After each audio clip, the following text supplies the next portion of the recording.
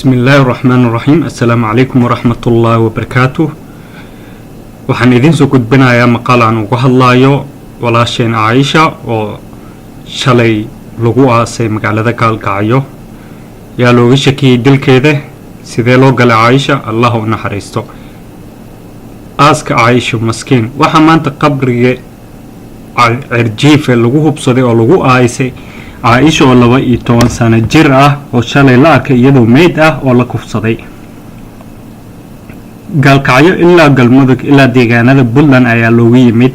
aas murugo leh ayaa loo sameeyay dad badan oo isugu jira rag iyo dumar siiba dumar oo aad u tiraanyeysan ayaa ka qayb galay aaskeeda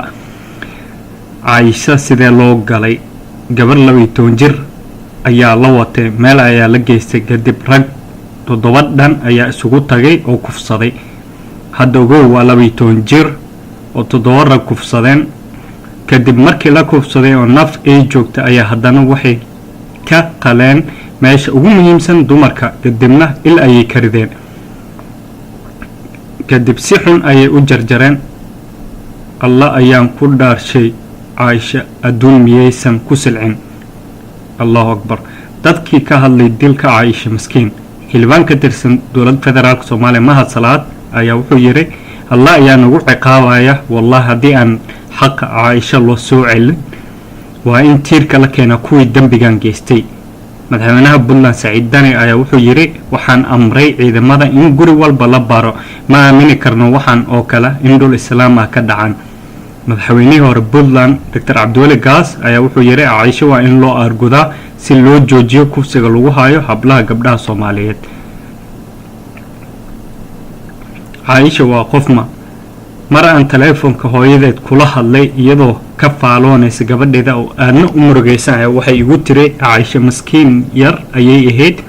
daraska dhan ayay wax u dooni jirtay sida adeega maalinlaha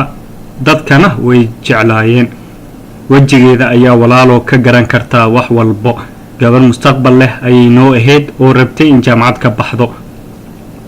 yaa loo shakiyay dilka Aisha baaritaan xoog leh oo ciidamada booliiska wadaan ayaa waxaa taliyaha booliiska Kalkayo u amray in la soo xiray Yaasir Aadan Cali waa wiilkiis kale gaari noocis uu yahay Mark 11 GG682 ama Mark Koko ga 682 oo ah gaariga lagu keenay meydka Aisha oo jawaan ku jira rago gabar ma idin la dhalan miya anigoo ku hadlay magaca raga waxaan leeyahay haddaan rag nahay oo gabar ay dhalatay nala dhalatay ama inoo dhaxdo ama nala dhalatay wallahi ceeb ayaan ku sugannahay